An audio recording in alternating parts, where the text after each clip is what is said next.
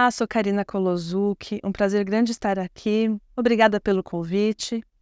Hoje a gente vai falar sobre neuromodulação com tecnologia REAC. Deixa eu me apresentar um pouquinho. Sou neuropsicóloga com algumas pós-graduações em psicologia transpessoal, neurociências, autismo, biofísica aplicada à saúde, neurociência das emoções. Também sou facilitadora do Psyche, que é um método para ajuste de crenças limitantes para crenças que nos apoiam, nos empoderam. Sou pós-graduanda em biodecodagem e sócia da Clínica Natures. A nossa conversa vai começar sobre um assunto muito importante. A gente vai falar sobre o estresse.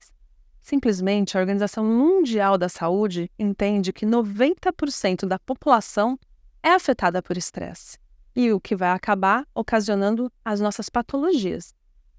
Hans Selye é conhecido como o pai do estresse. Seus experimentos demonstraram que fatores ambientais acabam culminando em reações que vão originar patologias. E é exatamente o que a frase está mencionando. Então, que não é o estresse que vai nos matar, mas sim patologias causadas por ele. Quando a gente está no nível de estresse, a gente tem que se perguntar o que está acontecendo comigo. Podem ser muitas variáveis. A gente está falando de estímulos ambientais, a gente está falando de epigenética, que geram reações e geram adaptações. A epigenética é o campo de pesquisa que investiga esses estímulos ambientais, ou seja, a gente não está falando de genética, e como esses estímulos podem ativar determinados genes e silenciar outros. E então, com isso, ele está modulando os nossos comportamentos. Normalmente, quando a gente está falando de estresse, a gente já pensa em algo negativo. Mas não é bem assim. Existem dois tipos de estresse. Um que nos motiva, sabe aquele que a gente tem que vencer o leão daquele dia, com vontade, nos preparamos para isso? Esse é o eustresse. Eu vem de bom. Então, ele é o positivo, ele simplesmente, a gente está com um projeto, a gente está realmente com um estresse que vai fazer a gente pensar a melhor estratégia. Esse é positivo. Agora, existe o distresse, que aí sim é a parte negativa. Dis significa não. E aí esse sim a gente tem que ter alguns cuidados e acompanhar bem de pertinho em que nível ele está, para evitar patologias ou sintomas bem desagradáveis. Então agora a gente vai entender um pouquinho o mecanismo de adaptação. Tudo começa pelos estímulos. E estímulos a gente vai falar de coisas bem simples. A gente está falando desde uma brisa, de um cheiro que sentiu, de patógenos, de intoxicação por metais pesados, por pesticidas, por suas crenças. Realmente, estímulo é tudo. A gente está vivendo, recebendo várias informações. Essas informações vão ser processadas pelo nosso sistema nervoso central, que vai obrigatoriamente se entender que existe alguma ameaça no nosso ambiente e envia essa ameaça para todas as nossas células do corpo. Como? Através de neurotransmissores, dos hormônios, e afeta exatamente o sistema endócrino, o sistema vegetativo, e a gente vai começar a ficar doente, ou pelo menos ter sintomas em função de um estresse percebido pelo meio ambiente. Estresse não é a patologia, mas sim a causa de quase 90% delas. Então, por isso o alerta. E afeta a nossa interpretação de mundo. Vamos entender agora as fases dessa adaptação. Tudo começa com a fase de alarme. Lembra dos estímulos percebidos pelo organismo, pelo sistema nervoso central. E aí já começa uma reação. Opa, tem ameaça. Aumenta a frequência cardíaca, aumenta a pressão arterial, glicemia, tônus muscular, aumenta alguns neurotransmissores, enviando esse alarme para todo o corpo, e aumenta, inclusive, acelera o metabolismo. Estresse acaba induzindo a uma resposta psicológica e biológica. Quando a gente pensa em alarme no nível psicológico, aí é atenção, porque a gente está falando de relações. Quando a gente vai sair para o trabalho, tem relações com a família. Então, é essa a expectativa. Não adianta a gente pensar apenas na doença física, mas também nos sinais que já estão acontecendo no nível psíquico mesmo, de comportamento, de como é que você está fazendo a gestão das suas emoções. Ok, sendo assim, vamos entender um pouco mais aprofundado como essas fases de adaptação. E Rancelli já dizia, né? Existem algumas etapas desse estresse. Vamos entender um pouquinho. Imagina aquela situação que você tem um desafio, você topou, tá difícil, não é fácil. O início não é uma atividade que você está acostumado. Ok, uma experiência com uma certa dificuldade. Ok, mas de repente você está fazendo ela já com o pé nas costas, está indo super bem, e aí você começa a falar, eu aguento mais, isso eu dou conta, novos projetos, estou familiarizado.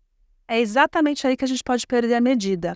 Porque até aqui, se a gente estiver nessas fases de eu tenho uma experiência com dificuldade, eu estou me acostumando, eu ainda consigo me estressar e ao mesmo dali um tempinho, relaxar e voltar para o meu equilíbrio físico, emocional, sem ter uma ameaça para eu acabar tendo uma patologia lá na frente. Ok. Mas quando a gente se excede, aí a brincadeira muda. Pode ser que já seja bem mais complicado voltar ao seu equilíbrio e aí as patologias podem aparecer, os sintomas desagradáveis. Onde a gente tem que ficar bem esperto? Com procrastinação, desmotivação, são indicadores. Quando começar a perceber que, nossa, eu tenho coisas para fazer, mas já não quero, estou meio desmotivado, dá até para entender, é o seu corpo falando, acho que eu estou precisando de uma pausa. Então, respeite, vamos para o limite da gente. O meu convite agora é para a gente fazer uma metáfora. Imagina que nosso organismo é um grande aquário e que cada órgão nosso é um peixinho. Ok, se um peixinho adoecer, você imagina que, vamos cuidar desse peixinho. Não é bem assim.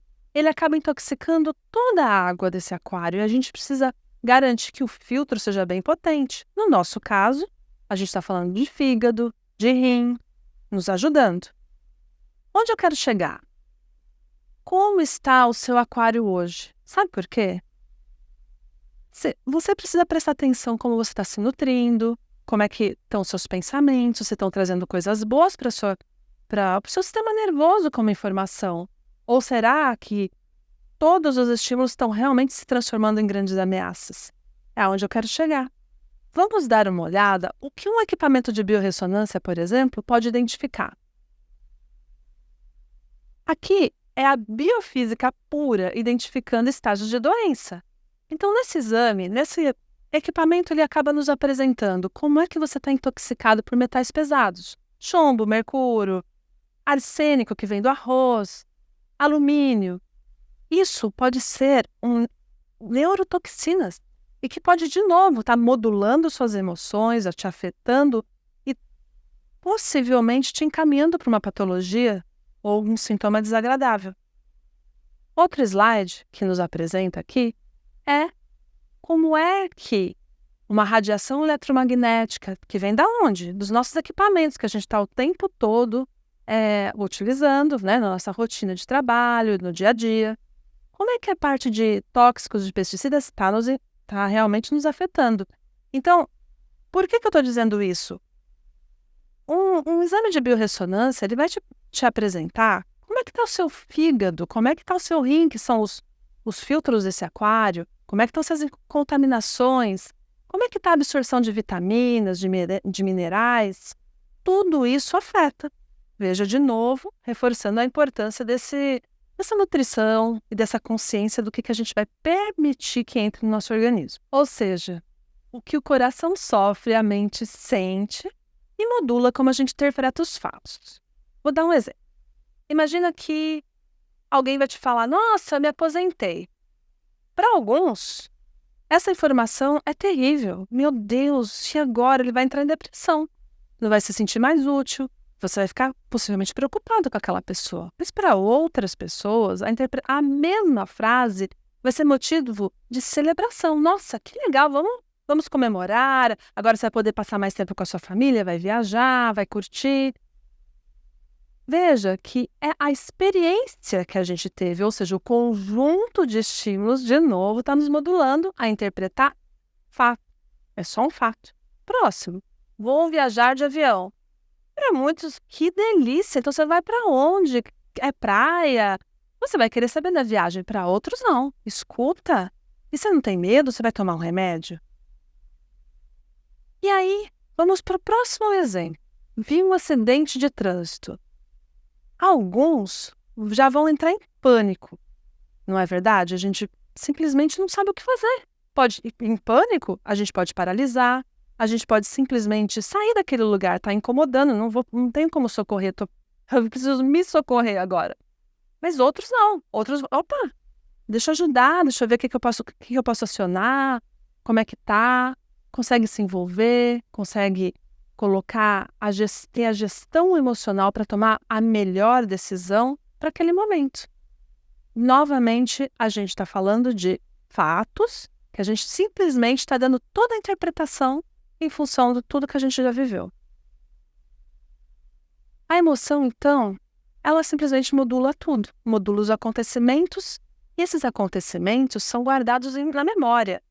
Aliás, só existe uma memória, e ela é muito mais fortalecida, se a emoção foi mais forte. Pode ver, nascimento de um filho, casamento. Você guarda os detalhes, é capaz de você lembrar coisas extremamente específicas, porque tinha uma emoção envolvida. Em tragédias também, mas vamos falar de coisa boa. E a criatividade? Gente, como é que a gente vai ter criatividade se a gente não está com a memória fortalecida?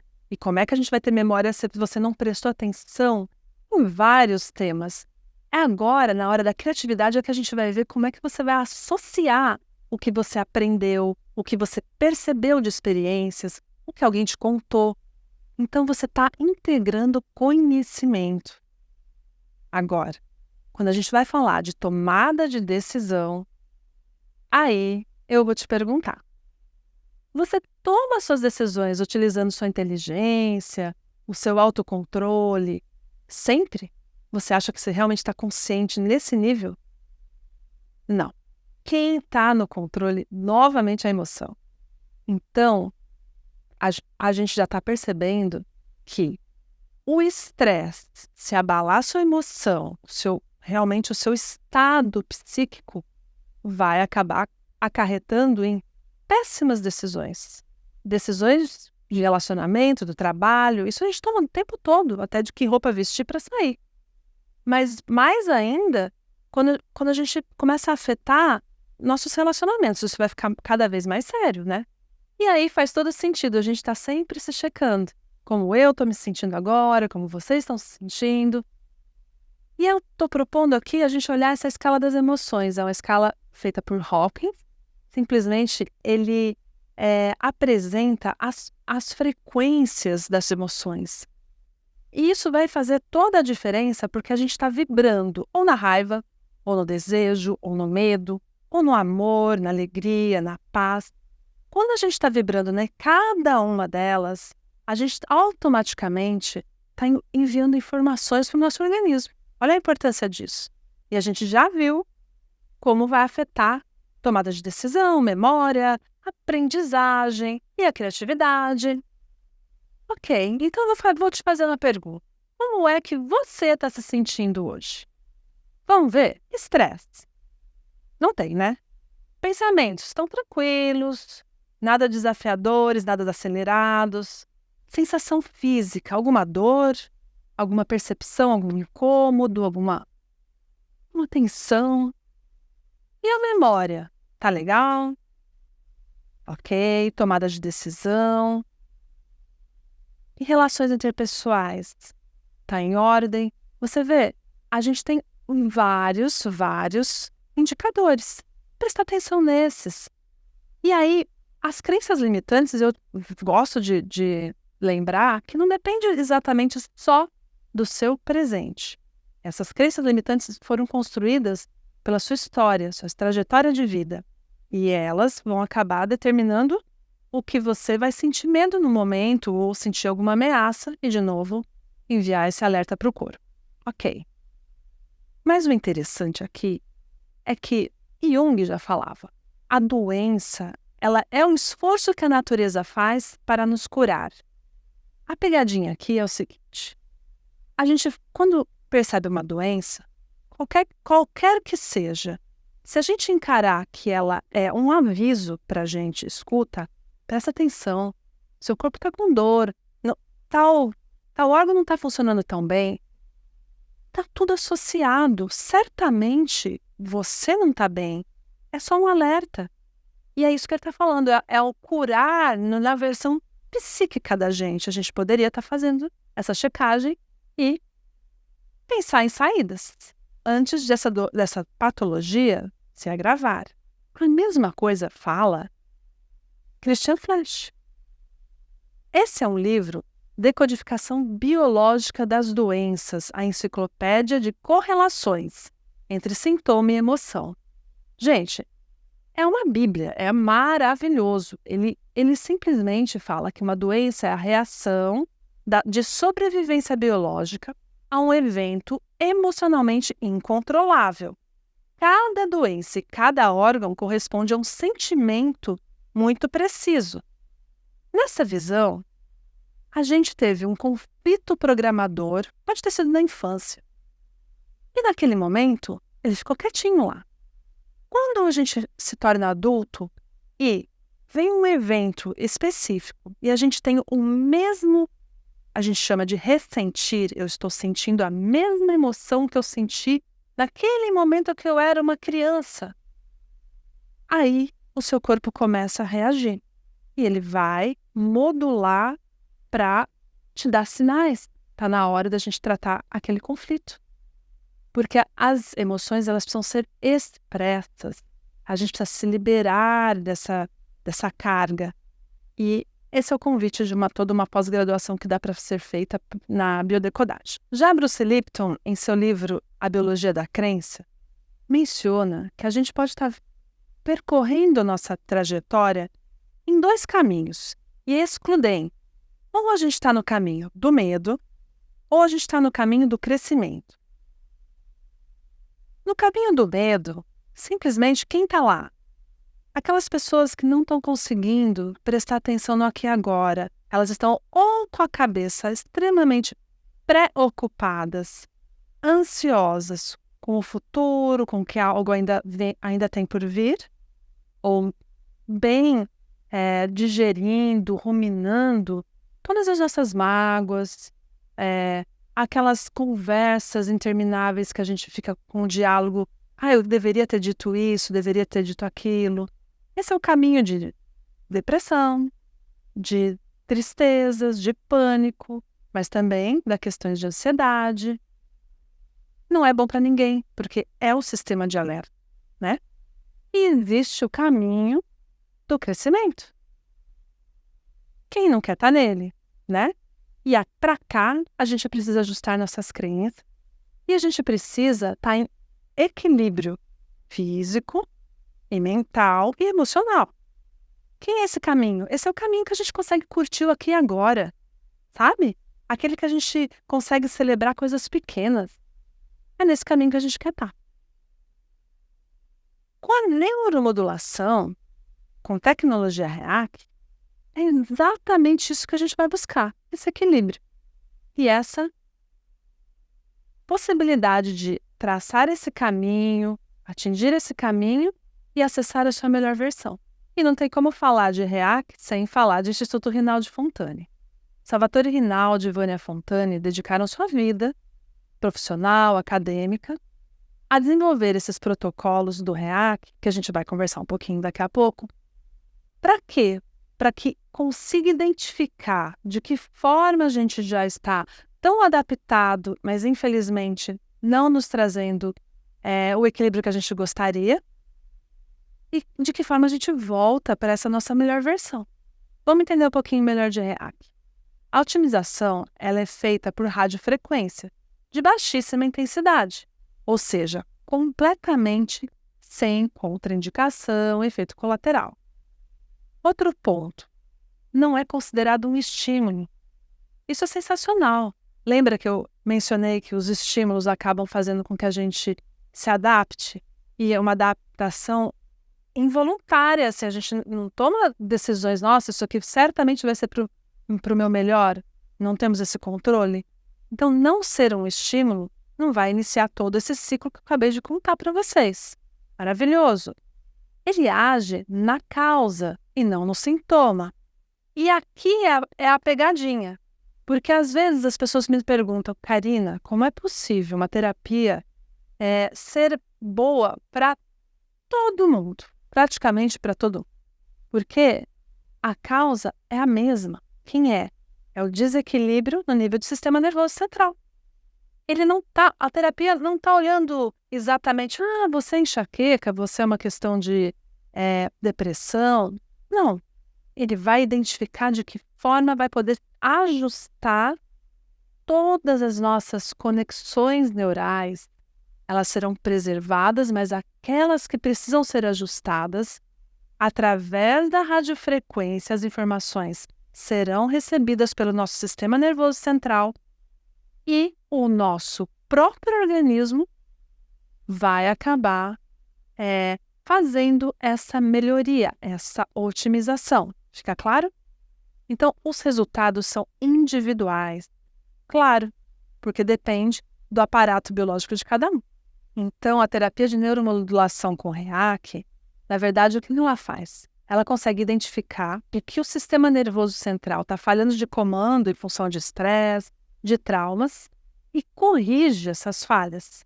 De que forma? Usando a neuroplasticidade. Então, aquelas vias que não estão corretas, a gente recebeu essa terapia, o nosso próprio organismo, o nosso cérebro, já vai perceber que, é outra comunicação, é outra via de associação de neurônios, de sinapses que a gente vai fazer e vai ser mais saudável para este indivíduo. Sim, é uma terapia que acaba sendo customizada, porque ela fez a leitura de cada um que está sendo foco daquela terapia, daquele processo. E otimiza, assim, o funcionamento sistêmico do organismo. A gente está falando de ajuste nos níveis postural, psíquico, neurológico, hormonal, vegetativo e imunológico. Existem 2 protocolos que eu quero a atenção aqui. O alinhamento neuropostural, que é o primeiro, é o que a gente fala que está ajustando um trilho para poder receber os próximos protocolos, e é uma sessão única. E existe o protocolo de correção neuropsicofísica. Esse são 18 sessões, a gente pode repetir a cada 4 meses. Adultos, geralmente, pelo menos uma vez por ano seria extremamente recomendado, porque vai estar ajustando tudo que a gente mencionou, e estresse todos nós temos, né? Crianças, eles estão num processo mais delicado do seu neurodesenvolvimento. Se puder fazer 3 vezes ao ano, vai ser incrível. É super recomendado. Ok. Vamos entender um pouquinho agora, individualmente, cada protocolo. Protocolo neuropostural. Ele é feito uma vez na vida. A gente vai começar o protocolo, a gente vai ter que fazer umas medições. Vamos avaliar como é que está sendo essa marcha, se tem equilíbrio, se está tendo dor, se está tendo... Por quê? Porque a terapia em si ela é muito rápida. Se a gente logo em seguida faz a terapia e às vezes a mudança até é sutil, a gente tem que ter feito essa percepção antes. E outra coisa, antes a gente vai fazer um exercício que vai medir algo chamado dismetria. Na natureza, pensa numa borboleta, a mais linda que você puder. Ela é totalmente simétrica. A gente olha, se ela é tão linda assim, ela está muito bonitinha desse lado e desse lado, idênticas. Essa é a simetria que a gente gostaria de ver na gente. Às vezes a gente olha no espelho e a gente não está tão simétrico. Isso é fruto e resultado do processo de adaptação que a gente passou. Então, existe um exercício que a gente faz antes de iniciar o protocolo para verificar qual o nível da sua dismetria. Por quê? Porque é um indicador de estresse. E é exatamente o que a gente vai mensurar depois para falar, deu super certo a terapia. Quando deu certo, vai dar? O que vai acontecer? Esse ajuste é imediato. E você já, possivelmente, se você tem tensão, Se tem questões de dores musculares, não está tão bem na parte de equilíbrio, já vai perceber melhora. É porque a gente está falando, nesse momento, de funções do cerebelo.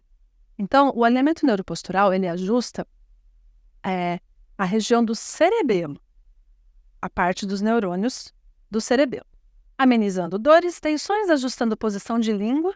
Posição de língua, gente, a gente precisa estar com a pontinha da língua lá para cima. É dessa forma que a gente respira melhor, alivia nossas tensões, vai fortalecer e ajustar a estratégia muscular, vai corrigir disfunções em equilíbrios corpóreos e melhorar o padrão de sono.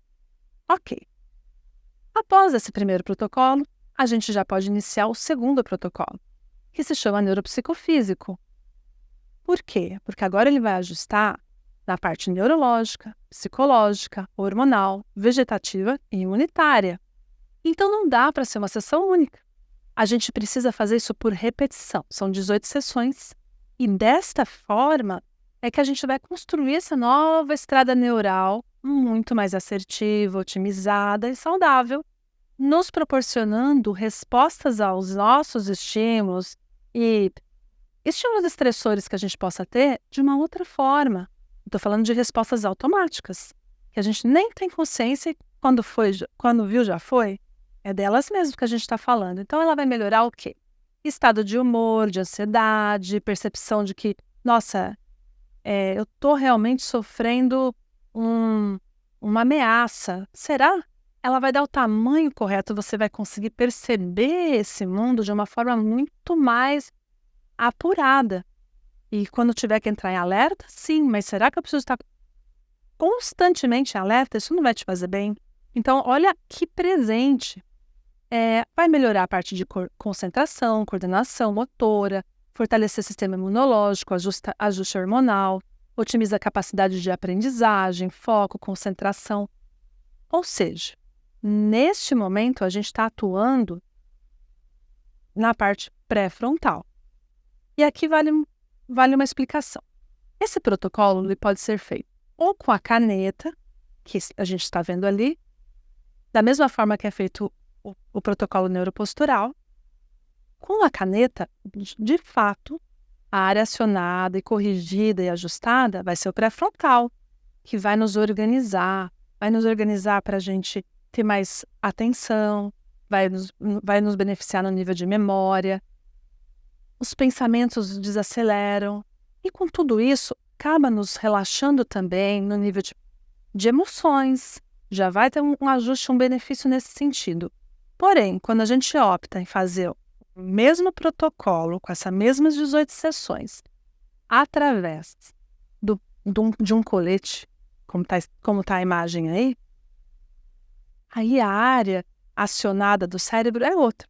A gente está falando agora do sistema límbico, que é simplesmente o responsável pela gestão emocional. Então, é bem frequente e comum a gente fazer o segundo protocolo tanto com a caneta quanto com o colete concomitantemente.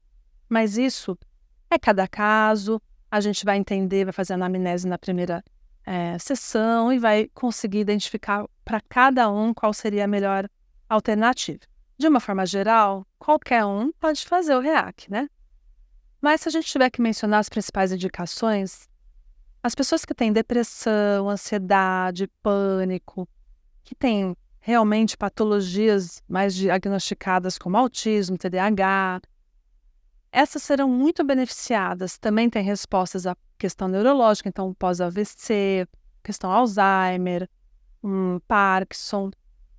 É sistêmico, gente. Às vezes é uma questão de um intestino que não está funcionando bem, coisas mais simples. É uma questão de observar como que está cada indivíduo e se ele já está conseguindo, de alguma forma, retornar ao seu equilíbrio de uma forma natural. Do contrário, a gente está naquele outro estágio do estresse. Aí seria muito indicado a terapia REAC. Assim que eu explicaria qual é a indicação para quem teria mais resultado, né? E desta forma, chegamos, enfim, naquele caminho, no caminho positivo, no caminho de crescimento, de evolução, que a gente consegue identificar as coisas boas do dia a dia, ter gratidão, celebrar as nossas conquistas e não simplesmente entender que o mundo está nos ameaçando o tempo todo. E o melhor, a gente está falando de uma terapia completamente sem contraindicação, efeito colateral. A gente está falando de uma terapia que não tem dor, ela é muito rápida. Então, crianças, idosos, todo mundo se beneficia e de uma forma que não incomoda, é bem tranquila. Muito importante é a gente saber que essa terapia ela é aprovada pelo Inmetro, aprovada pela Anvisa e mais, todos os estudos científicos estão na PubMed disponíveis, deixei o link. A gente está falando de estudos científicos desde uma desordem de bipolaridade, uma questão de Alzheimer, uma questão de depressão, de fibromialgia, de autismo.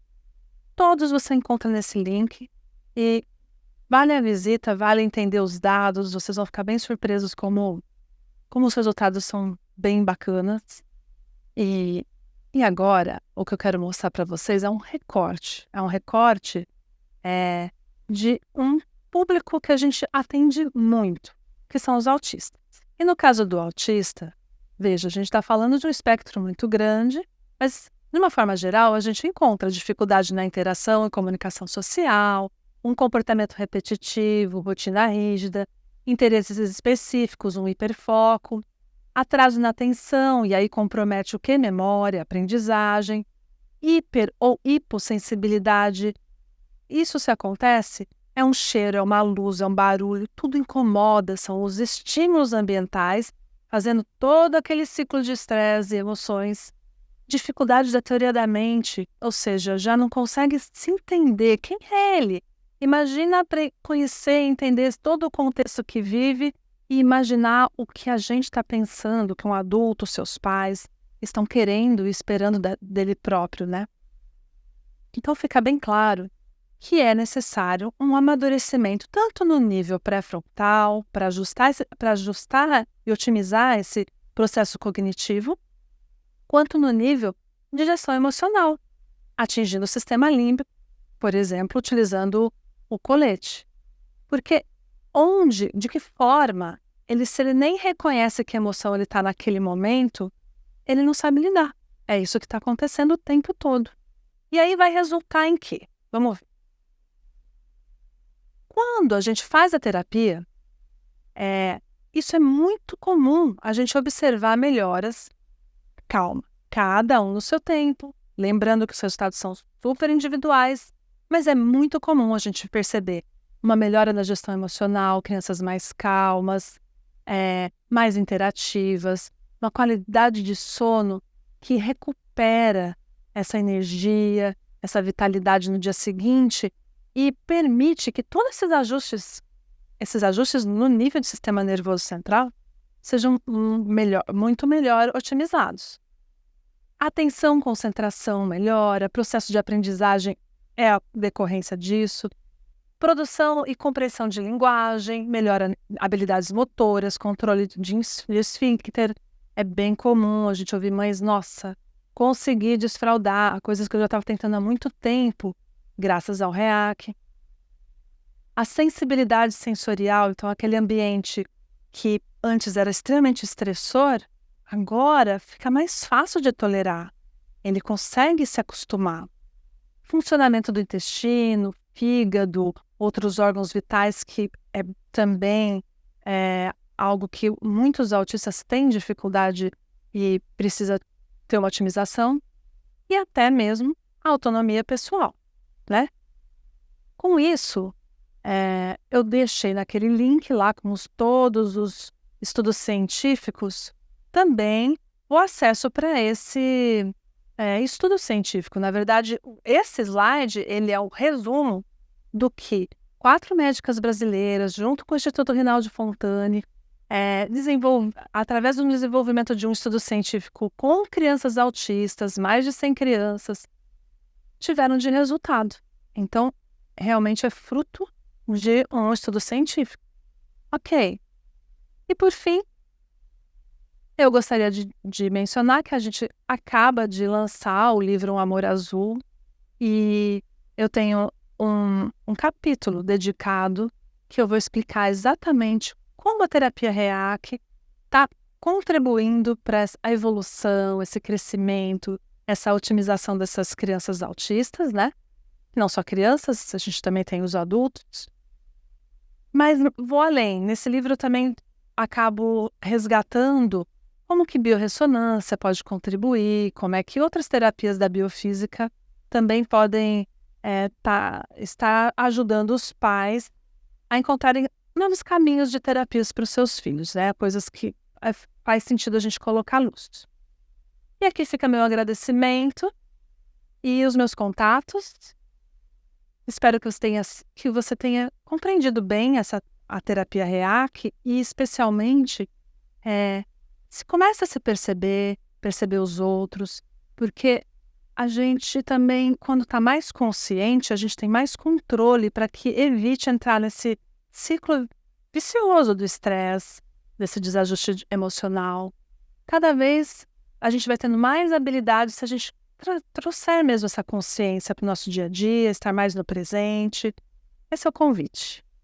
Gratidão.